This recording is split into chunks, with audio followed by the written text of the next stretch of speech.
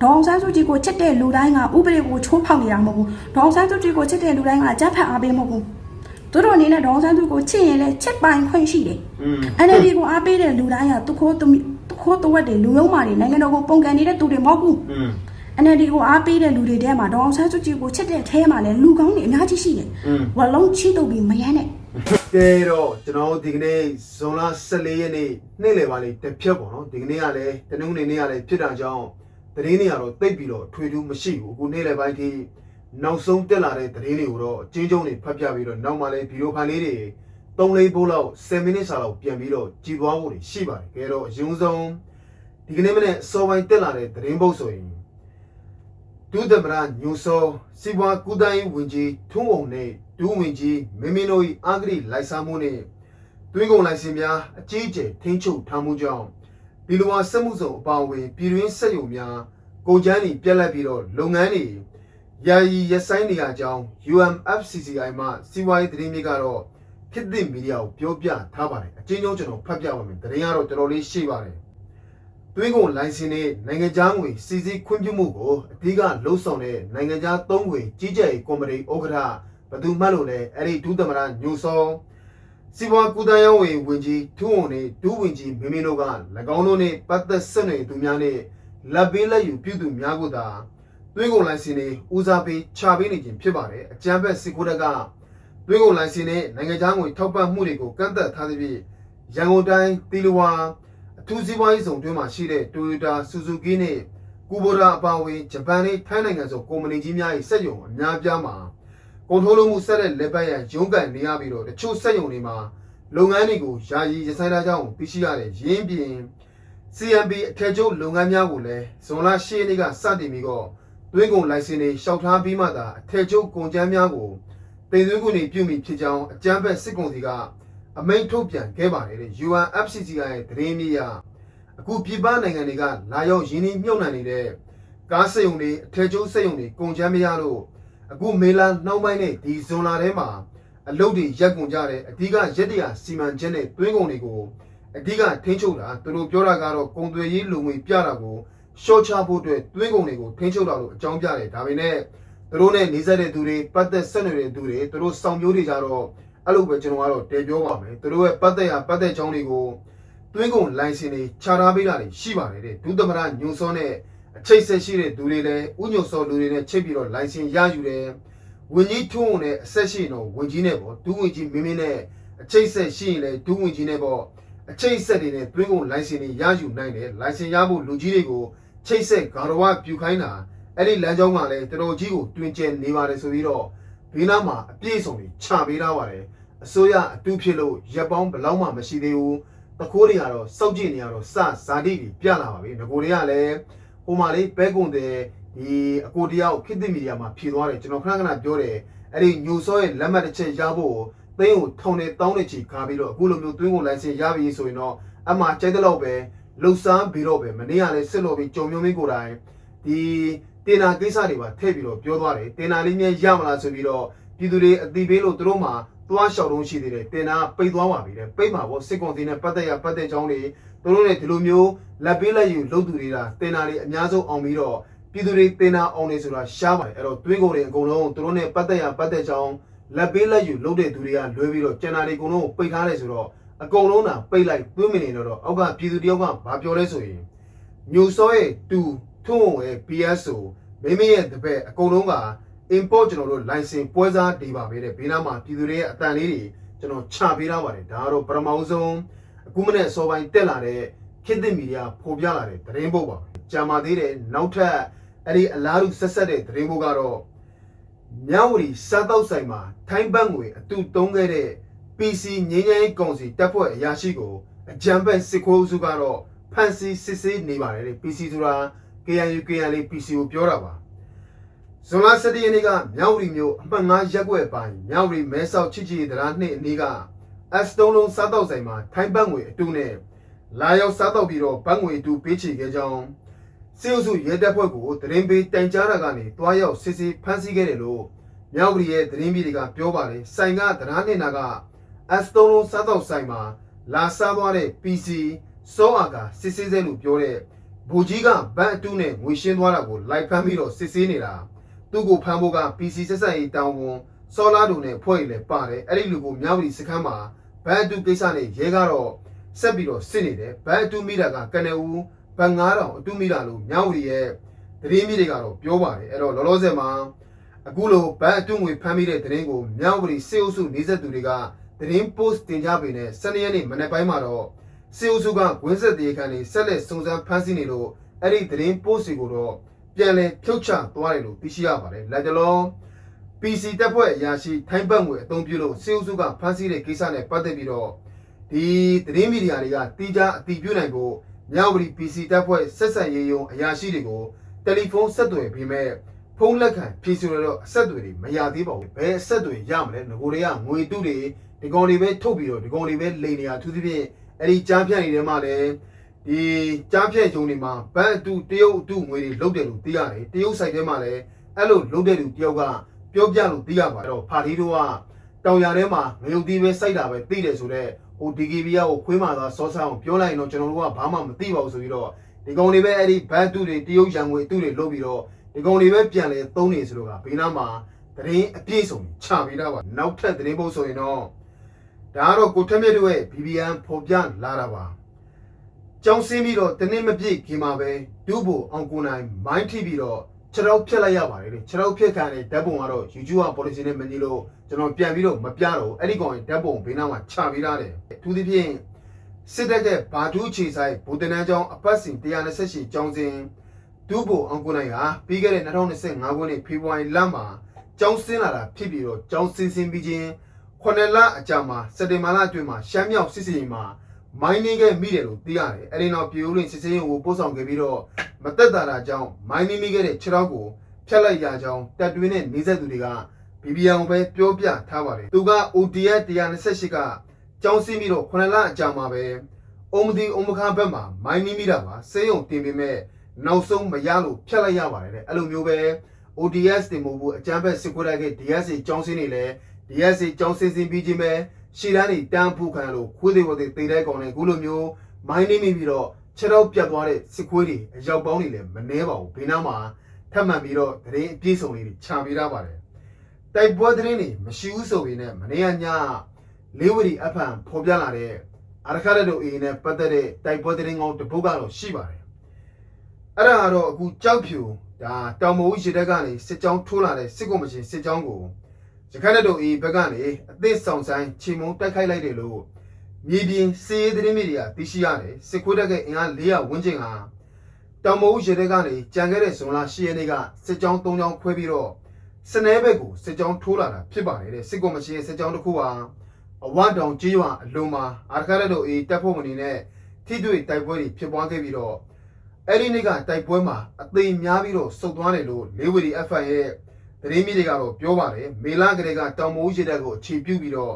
စစ်ကောင်မချင်းစစ်ကြောင်းအသစ်တွေစာထိုးခဲ့ပေမဲ့ရခိုင်တပ်တော်အေဘက်ကချေမုံတိုက်ခိုက်မှုတွေကြောင့်အများပြားသိမ်းဆုံးပြီးတော့တက်ဆုံနေရပါတယ်တဲ့မနေ့ကလည်းကျွန်တော်ဖတ်ပြသွားတယ်စစ်မှုရန်တပ်သားတွေရခိုင်ဘက်ကိုပို့လိုက်ကြောက်ဖြူပို့လိုက်အင်အားတွေနဲ့တက်ပြီးတော့တိုက်လိုက်ပြီးရင်အသေးပေါင်းများစွာနဲ့ပြန်ဆုတ်လိုက်နေခြေနေပေါ့နော်နောက်ဆုံးနေကုန်းချုပ်ပြောချင်တာတော့စနေဘက်ကိုစစ်ကြောင်းထိုးလာတဲ့စစ်ခွေးတိုက်ကစစ်ကြောင်းအေအသိချေမုံလို့အသေးဆုံးနေများတယ်ဆိုတော့ဒီကနေ့ကတော့တနင်္ဂနွေနေ့မှာဒီတိုက်ပွဲသတင်းတစ်ပုဒ်ပဲမနေ့ကညတွေကတက်လာတာပါဒီကနေ့တနင်္ဂနွေနေ့နေ့လယ်ပိုင်းလေးတစ်ဖြတ်ကတော့နောက်ဆုံးသိရတဲ့သတင်းတွေအကုန်လုံးကတော့ဒီလောက်ပါပဲနောက်မှလည်းဗီဒီယိုဖိုင်လေး10မိနစ်စာလောက်ပြန်ကြည့်သွားဖို့ရှိတယ်ဆိုတော့အရင်ဆုံးမနေ့က social media မှာကျွန်တော်ရှာလို့ရသမျှလေးတွေစုစည်းပေးထားပါတယ်တော်လိုင်းညီကိုရဲဘော်တွေပြန်တင်ပေးထားတဲ့တော်လိုင်းရဲဘော်တပ်ဖွဲ့တွေကိုလည်းကျွန်တော်ဒီနားကနေ credit ပေးပါတယ်ဒါကတော့အခုကြံခဲ့တဲ့ရပိုင်းတွင်းမှာကိုစုတို့တရေကန်ပြူစောတိရွာတွေကိုသိမ့်ပတ်ရရှိပြီးတော့အောင်ပွဲနဲ့ပြန်လာတဲ့ရဲဘော်တွေကိုပြည်သူတွေတောင်းတုံးဖြတ်ဖြတ်ကြိုဆိုထားတဲ့ဗီဒီယိုဖိုင်လေးတွေကိုစပြီးတော့ကြည့်လိုက်ရအောင်ကဲဟိုကြည့်ကြနော်အောင်ပွဲရမင်းသားတွ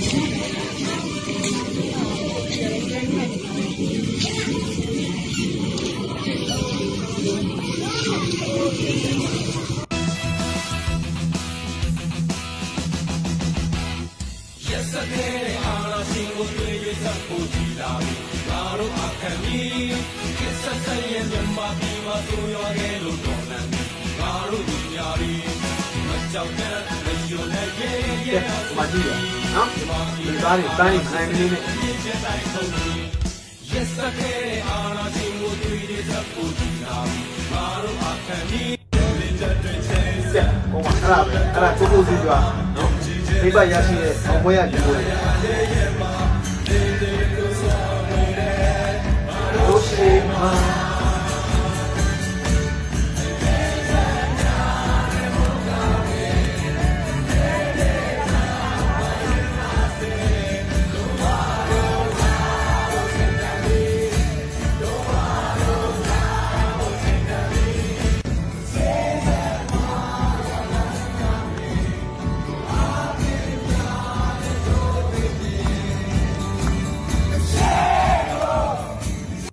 ကဲကျွန်တော်တို့ဒီဗီဒီယိုဖိုင်လေးတွေကတော့အတူတူလေးတွေတစ်ဖြတ်ပေါ့နော်ကျွန်တော်လည်းမနေ့ကညဆိုရှယ်မီဒီယာပေါင်းစုံမှာလိုက်ပြီးတော့ဆုလို့ရသမျှကြံခဲ့တဲ့ဂျပန်ကပြူစော်လေးရွာတွေသိမ့်ပတ်ရရှိတဲ့အောင်ပွဲရဒေါ်လာရင်းကြီးကိုရဲဘော်တွေကိုပြည်သူတွေတာတောင်းတောင်းဖျားဖျားကိုကြိုဆိုထားတဲ့ရုပ်တံဗီဒီယိုဖိုင်လေးတွေပါပဲဗီဒီယိုဖိုင်လေးပြန်လည်ဖော်ပြပေးတဲ့ဒေါ်လာရင်းကြီးကိုရဲဘော်တွေကိုလည်းဒီနားကနေ credit ပေးပါတယ်ကျွန်တော်မုံမတွေဒါပရမောင်ဆုံးလေးတော်လန်အားစီးလေးတွေတစ်ခွက်ပေါ့နော်ကဲတော့နောက်မှလည်းဒီဝေမင်းဦးဆိုတဲ့ညီလေးကိုလည်းကျွန်တော် credit ပေးပါတယ်တော်လိုင်းရဲဘော်ညီကိုလေးပါပဲမနေ့ကလူမှုကွန်ရက်စာမျက်နှာမှာတူတင်ထားတဲ့ဗီဒီယိုဖိုင်လေးဘာဖြစ်မလဲဆိုတာကျွန်တော်တို့ဆက်ပြီးတော့ကြည့်လိုက်ရအောင် ခမရဘာကောင်မလို့လဲ ငါဘာကဖောက်ကွာရော အောင်မလာလာကြီးတွေဘာကဖားအမြဲကျောက်က PDF ဗျကျောတို့ရဲဘော်တွေကစစ်ပေကြီးမှာတကယ်ထွက်တိုက်နေတဲ့ကောင်တွေကြီးပဲဗျ ကြောက်ငါ့လည်းတကယ်တိုက်နေတာပဲကွာရောမင်းဘာရလူရှိလို့လဲရောမလောက်လေးမလောက်သားနဲ့ငါနောက်မှလည်းတော်လန်ရေးလုပ်ပြီး ခမရဘာစကားပြောရလို့ခမရမှာလက်လက်ဘယ်လောက်ရှိလို့ မင်းဘာလဲလက်ဘယ်လောက်ရှိရလဲရော ဟဲ့လူအာဒီလူတွေကွာ PDF တွေဘာခါပါလုံနေကြသားမှာနေဗျတိုက်မဲ့ပုံရဆိုတခုတည်းဗျညီညွတ်မှုရှိရမှာဗျခမရရောဘဲခေကိုပေါင်းထုံးငားလိုက်ပြီးဝယ်ထားတဲ့လက်နက်တွေရှိလို့လေခမရရောဘဲခေကိုထဲထုံးငားလိုက်ပြီးဝယ်ထားတဲ့လက်နက်တွေရှိလို့လေအာနာရှင်ကိုတော်ရင်အာနာထုတ်ထုတ်ပြကြသားမှာလေဗျကဲအဲ့လက်တဲ့တွေဘယ်သူတွေဝယ်ပေးတာလဲ ပြည်သူတွေဝယ်ပေးတာ တော့ဆိုပြည်သူတွေအဓိကရှေးယူထားကြတယ်ဗျာခင်ဗျားတို့ကတော်ဆိုးနေပြီ ကဲခင်ဗျားတို့ကတော်စိုးနေပြီကဲတော့အရန်ကိုတော်ပါတယ်ငါညီကိုတွေတရုပ်ဆောင်သွားလဲပြည်ပြင်းနေဒါကျွန်တော်မြေပြင်မှာရှိနေတဲ့အမှန်တရားတွေပါနောက်ဆုံးကြတော့လဲပြည်သူတွေအကုန်လုံးပဲထောက်ပံ့ပေးထားတဲ့ငွေတွေနဲ့ဘုံရန်သူကိုပဲပကဖတွေ PDF တွေလုံနေတဲ့အဓိကတော့အာနာရှင်စစ်ခွေးတက်ကိုအမြင့်တိုက်ဖို့ပါပဲအကုန်လုံးညီညွတ်ဖို့ပါပဲအာနာရှင်ကိုတော်လိုင်းရင်းနဲ့အာနာရှင်တွေဖြစ်မသွားဖို့တွေအရေးကြီးပါတယ်ကဲတော့နောက်မှာဟိုတုန်းကဗီဒီယိုဖိုင်လေးတစ်ပုဒ်ကိုပြန်ပြောင်းပြီးတော့ကြည့်လိုက်အောင်ပါဒါလည်းအခုလူလူကောင်ဆောင်မေတော်စန်းစုကြည်ရဲ့ဇွန်လ19ရက်နေ့မှာကြာရောက်မဲ့အသက်80နဲ့တနှစ်မြောက်မွေးနေ့ကလည်းနေကက်လာတဲ့အတွက်ကြောင့်မလို့အထိမ့်မှန်လေးအနေနဲ့အမေစုကိုလည်းပို့ပြီးတော့လွမ်းသွားစေတယ်ဒီဗီဒီယိုဖိုင်လေးကတော့အဲ့ဒီတုန်းကအမှန်တိုင်းကိုရဲရဲဝင့်ပြောရတဲ့အကိုကြီးကိုတော့လေးစားဂုဏ်ပြုပါတယ်တဲ့အခုမာလာဒီချိန်မှာဒီလိုသွားပြောရင်တော့ဒီလိုအသက်တောင်ရှိမှာမဟုတ်တော့ဆိုတဲ့ဒီဗီဒီယိုဖိုင်လေး4မိနစ်စာလောက်ကိုကျွန်တော်တို့စပြီးတော့ကြည့်လိုက်ရအောင်ဗျာ မေစုကိုဂါရဝပြုပါတယ်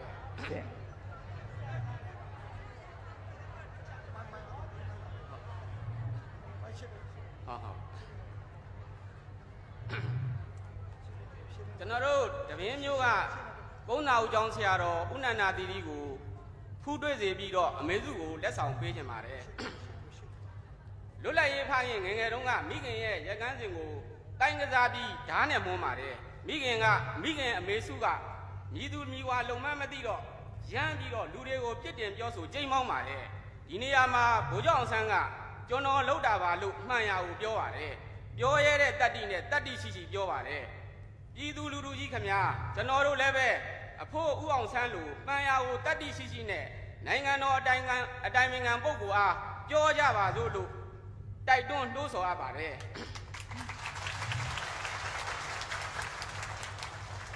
2013ခုနှစ်လျှက်စစ်မှုဦးမြင့်နိုင်ကမီတာတစ်လုံးကိုအစိုးရထုတ်သေး6000ကျပ်ပြည်သူလူထုကို9000ကျပ်နဲ့ရောင်းပြီး3000အမြတ်စားပါတယ်တကြည့်အတိအကျကိုပြောပါလား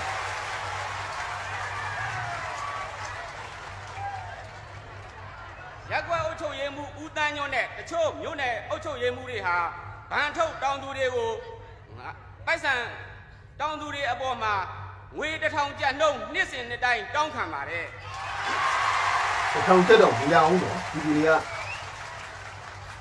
ပြည်သူလွတ်တော်ကိုယ်စားလှယ်ဦးဝင်းမြင့်အောင်က 900တထောင်ပို့ယူတာကိုသူစိုက်ပေးနိုင်တယ်လို့ယူတဲ့လူတွေရဲ့ဘက်ကကာကွယ်ပြီးပြောပါတယ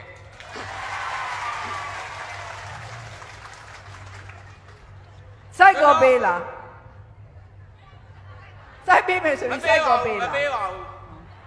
သိချင်လို့မေးတာပါ ကျွန်တော်ငယ်ငယ်တုန်းကကျောင်းဆရာအလုပ်ကိုစတင်ဝင်ရောက်ခဲ့ပါတယ်အလုပ်စတင်ဝင်တဲ့အခါမှာကျွန်တော်အထက်ရာရှိကတိုင်ပေးပါတယ်ကျွန်တော်ဒီကျောင်းဆရာအလုပ်ကျွန်တော်ဒီအလုပ်နဲ့တာဝန်ဝတ္တရားများကိုကျေပြွန်စွာထမ်းဆောင်ပါမည်ကျွန်တော်ဒီတိုင်းပြည်နဲ့ပြည်သူလူထုကြီးကိုတစ္ဆာဆောင်သည့်ရိုသေပါမည်ဒီနေရာမှာကျောင်းဆရာကငါကျောင်းဆရာကဘာများအဂတိလိုက်စားစရာရှိလို့ပါလိမ့်ကလေးတွေကိုစာတင်မယ်လက်ကိုရင်လစာထုတ်မယ်လို့ထင်ခဲ့မိပါတယ်အခုကြတော့ပညာရေးဌာနကအဲ့အဂတိလိုက်စားမှုတွေအများဆုံးဖြစ်နေတာကိုတွေ့နေရပါတယ်ကျောင်းဆရာတွေက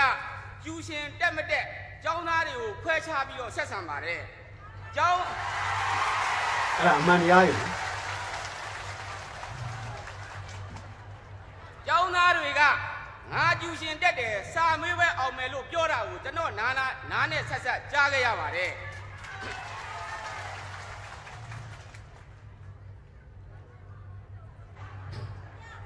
ကျွန်တော်ပါဝင်ပြည်သူလူထုကြီးမှာဒုက္ခတွေဆက်လက်ခံစားနေရပါတယ်ချစ်သူကပြစ်ခွာပြေးတဲ့ဒုက္ခနိုင်ငံသားကိုအလုံးသွားလုပ်ရတဲ့သူတွေပြောတာပါအဂတိလိုက်စားတဲ့ဒုက္ခကိုဓမြလူရဲ့ခံရတဲ့ဒုက္ခပို့ကျွတ်ချက်လို့ခံရတဲ့ဒုက္ခငိုးခေါင်ရည်ကြီးတဲ့ဒုက္ခဗျူရိုကရက်တွေနှိပ်စက်တဲ့ဒုက္ခအရင်ရှင်ခရိုနီတွေဂုံသွေးဆုပ်တဲ့ဒုက္ခစတဲ့ဒုက္ခတွေဟာပင်လယ်ဝေးနေပါတယ်အမေစုခင်ဗျာကျေးဇူးပြု၍ဖယ်ရှားပေးပါရန်တောင်းခံအပ်ပါတယ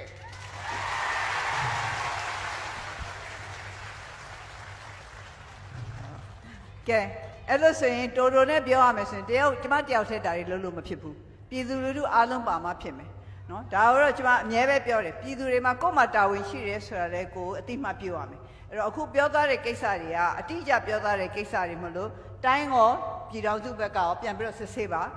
ပြီးတော့ကျမတို့ဒီကိစ္စတွေကိုမှန်ကန်တဲ့အတိုင်းလုပ်သွားပါမယ်ဒါကတော့အခုတင်ပြလို့တိတိကျကျတင်ပြလို့ကဲတော့ဗီဒီယိုဖိုင်ထဲမှာရဲရဲဝင်းကိုပြောသွားတဲ့ဒီကိုကြီးလည်းအခုချိန်ထိရှိသေးတော့မသိပါဘူးအဲ့ဒီအချိန်တုန်းကတော့တော်တော်လေးကျွန်တော်တို့လေးစားဂုဏ်ယူခဲ့ရတယ်ဒီအချိန်မင်းအောင်လိုက်လက်ထက်မှာဒီလိုသွားပြောလို့ကတော့စာရရတိုင်းပဲကျင်းတွေဒီလိုအသက်တောင်ရှိမှာမဟုတ်တော့အဲ့တော့ဘာလို့ပြောချင်လဲဆိုတော့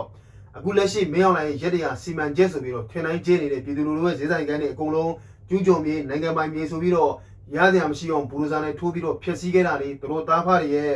့ရတနာဘုံစိုက်ဘာစီတီစီမံကိန်းနဲ့တိုးချဲ့ဖို့အတွက်မလို့ဆိုပြီးတော့ကျူးကျော်ဆိုတဲ့ခေါင်းစဉ်တက်နိုင်ငံပိုင်မြေဆိုတဲ့ခေါင်းစဉ်တက်ပြီးတော့ပြည်သူတွေထောင်နဲ့တောင်းနေချီပြီးတော့အိုးမအိမ်မက်တွေဖြစ်ခဲ့ရတယ်ဒီကြားထဲကိုယ့်ရဲ့သားသမီးတို့ပါအိမ်ဘွားတွေဆွဲချပြီးတော့ပိုက်စိတ်တိုင်းပေါ်တာဆွဲဖမ်းဆီးပြီးတော့စစ်မှုထမ်းတင်တန်းကျောင်းတွေအတင်းကိုပို့ပြီးတော့လူကုန်ကူးရောင်းစားခံတဲ့ကိစ္စတွေဒီကြားထဲကြားပြန့်ကိစ္စတွေဒုစရိုက်မှုပေါင်းစုံတဲ့ဒီလိုမျိုးခွေးချမှုမရောက်လိုက်လက်ထက်မှာစစ်ခွေးဖနှောင်းမှာခင်ဗျားတို့စစ်ကြုံဘဝနဲ့နေနေရတဲ့ပြည်သူတွေဘာကွာလဲဆိုတာသိနေကြလို့ကျွန်တော်တို့ဒီဗီဒီယိုဖိုင်လေးကိုပြန်ပြောင်းပြီးတော့ကြည့်တာပါအခုချိန်မှာသာအမေတော်ဆန်းစုကြည်လက်ထက်ဆိုရင်ခင်ဗျားတို့ကျင်းတီပေါလမ်းပေါ်တွေထွက်ပြီးတော့စန္ဒာတွေပြမှာပေါ့ဆိုရှယ်မီဒီယာပေါ်တွေမှာခင်ဗျားတို့အကုန်လုံးပေါ်လို့ရအောင်တက်ပြီးတော့ရေးမယ်ဟိုမှာကြားတယ်မလားပတ်စံ900တထောင်ဖြတ်စားတာစားအဲ့ဒီချိန်တော့ပြည်သူတွေကလုံးဝကိုလက်မခံခဲ့ပါဘူးအခုကတော့900တထောင်မပြောနဲ့350 300မကစစ်မှုထမ်းကိစ္စဆိုပြီးတော့အောက်ခြေအုပ်ကြီးတွေကမတရားငွေကြီးတောင်းခံနေတဲ့ကိစ္စကြတော့ခင်ဗျားတို့ပြည်တွင်းထဲမှာရှိတဲ့ပြည်သူတွေအကုန်လုံးဝိုင်းဝန်းပြီးတော့တယောက်မှကိုအတန်တွေထွက်မလာရဘူးတယောက်စားနှစ်ယောက်စားပဲကိုပေါင်မို့မေးပွားကြလို့လိုင်းမော်တွေတက်ပြီးတော့ဗီဒီယိုဖိုင်တွေနဲ့ထုတ်ပြောလာတာအကုန်လုံးကနေရတာကိုကြောက်ကလို့စစ်ခွေးဖက်နှက်ကိုကြောက်နေရတော့မတရားခံနေရလေခေါင်းကိုခံနေရပြီးတော့မကျေနပ်လို့လိုင်းမော်တက်ပြီးတော့နည်းနည်းကိုးမှန်လေးရိုက်တာနဲ့ချက်ချင်းအိမ်နိုင်ရောက်လာရောက်ဖမ်းဆီးတယ်ဆိုတော့ကအဲ့ဒါပဲလေနိုင်ငံရေးကငေါင်းနဲ့မဆိုင်ပါဘူးကိုလုံးမှာကိုစားမှာဘယ်ဆုံးရတဲ့ငါတို့ကဂျားနေပါဆိုတဲ့သူတွေကဲအခုဂျားတော့နေလို့မရတော့မရောက်နိုင်တော့ဟိုမှာနိုင်ငံပိုင်မြေဆိုပြီးတော့ဘူရိုဇိုင်းနဲ့ထိုးခေါ်ပြီးတော့ရစရာမရှိအောင်ဖျက်ဆီးသွားတာဆက်ပြီးတော့ခင်ဗျားတို့နိုင်ငံရေးကငေါင်းနဲ့မဆိုင်ပါဘူးဆိုပြီးတော့ဖာသီးဖာသာတွေနေဦးမယ်ဆိုရင်တော့နောက်တစ်ခါလှည့်ရကိုယ့်ရဲ့အိမ်တကားကိုပါလာပြီးတော့ခေါင်းနေမယ်အိမ်တကားခေါင်းနေမှုဘူးကိုယ့်ရဲ့အိမ်မှာဘူရိုဇိုင်းနဲ့ထိုးခေါ်ပြီးတော့ဖျက်ဆီးခြင်းတွေခံရလိမ့်မယ်ဒါပြည်သူဆိုရလက်ထက်နဲ့စစ်ခွေးအာဏာယူတွေလက်ထက်ဘာကွာလဲဆိုတာအဲ့ဒီလူသားအခုမရောက်နိုင်ချိန်မှာဒီလိုသာသွားပြောကြည့်ပါလားအသက်တောင်ရှိမှာမဟုတ်တော့ကဲတော့နောက်မှာဒါကျွန်တော်ကလည်းတုံတင်ခဲ့တယ်ဒီအမရဲ့ဗီဒီယိုဖိုင်ကိုကြက်တီတုံလုံးသွားကြည့်လို့ဒီ ဒီတက်ကုန်းမှာပုထုမဖာသွေးဆိုတဲ့ဟာမှာဘလို့တွေမနေရညခွေးပါဇက်ကနတ်စကားထွက်တယ်ဆိုရင်တော့ကြံခဲ့တဲ့ရပိုင်းကအကုန်လုံးလည်းသိတယ်ဘုရုဝင်စာပေပြန်ပွဲမှာကလေးမလေးတော်တော်လေးတော်ပါတယ်ညီမလေးတွေအဲ့ဒီမှာဒုတိယဆုရရှိတဲ့သူရဲ့အင်ဒီကားထင်ရမှာအမေတော်ဆန်းစုကြည်ပုံလေးကတ်ထားတာတွေ့လို့ဆိုပြီးတော့ဟိုဘက်ရောက်ကစိမ့်ပိတ်တိုင်းနဲ့ဒီဘောမှာကျွန်းယူအောက်တန်းစားတိုက်ကဘာပြောလဲဆိုရင်ဟာတဲ့ဒါနီးပိတ်အကျန်းဖက်တွေပဲတဲ့အောင်ဆန်းစုကြည်ပုံရှိတယ်ဆိုတာတဲ့ဒီဘုရုဝင်စာပေပြန်ပွဲကရတဲ့ငွေတွေဟာတော်လန်ကြီးကိုမထုတ်ပံလို့မပြောနိုင်ဘူးဆိုပြီးတော့အဲ့ဒီကိစ္စနဲ့ပတ်သက်ပြီးတော့အဲ့ဒီစိမ့်ပိတ်ကျွန်းယူအောက်တန်းစားတိုက်ကိုဒီတက်ကုန်းမှာပုထုမဘလို့တွေပြန်လဲပြီးတော့ဒဲဆော်တာဆိုတော့ဆက်ပြီးတော့ကြည်လိုက်ရအောင် သူရဆောင်လေဘုရားပြန်ပွဲရဲ့ဒုတိယဆုရှင်မဟေတာမျိုးထက်ရဲ့အိမ်တကားထရံမှာဒေါ်ဆန်းစုကြည်ရဲ့ဓာတ်ပုံကိုညှက်ထားတယ်အိမ်တကားထရံမှာဒေါ်ဆန်းစုကြည်ရဲ့ဓာတ်ပုံညှက်ထားတာချိတ်ထားတာကိုအကြောင်းပြုပြီးတော့ဒီကလေးမလေးရဲ့မိသားစုဝင်တွေကဂျက်ဖက်အားပေးတယ်လား PDF အားပေးတယ်လားဒီကလေးမလေးကိုစူချလိုက်တဲ့စူချေးငွေတွေက PDF ကိုမထောက်ပို့ပါဘူးလို့အာမခံနိုင်သလားဆိုတဲ့အငုံစိတ်တက်တွေနဲ့အောက်တန်းသားစိတ်တက်တွေနဲ့ဝိုင်းပြီးတိုက်ခိုက်နေကြတယ်အဲ့ဒီတိုက်ခိုက်နေတဲ့လူတွေအကုန်လုံးရဲ့အောက်တန်းသားစိတ်တက်အငုံစိတ်တက်တွေကိုယွန်းနေတဲ့ပဲယွန်းနေ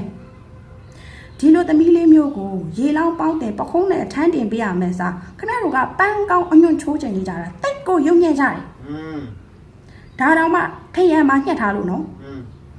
မှန်ကားကြီးနဲ့အိမ်အိတ်ခမ်းမှာချိတ်ထားရင်ခင်ဗျားတို့ချက်ချင်းများသွားပြီးဖမ်းခိုင်းကြမလားမသိဘူးကျိတ်သေးပါလို့တိတ်ကိုယုံညံ့တယ်မလုပ်ရဘူးဒါမျိုးတောက်မီကယ်တရေရဲတဲ့တောက်မဲ့မီကယ်တရေရဲတိုင်းမီရဲ့နောက်တစ်ခေတ်မှာနိုင်ငံတော်အတွက်ဘာသာသာသနာအတွက်အားထားရမယ်သမီးလေးတွေအမျိုးကောင်းသမီးလေးတွေ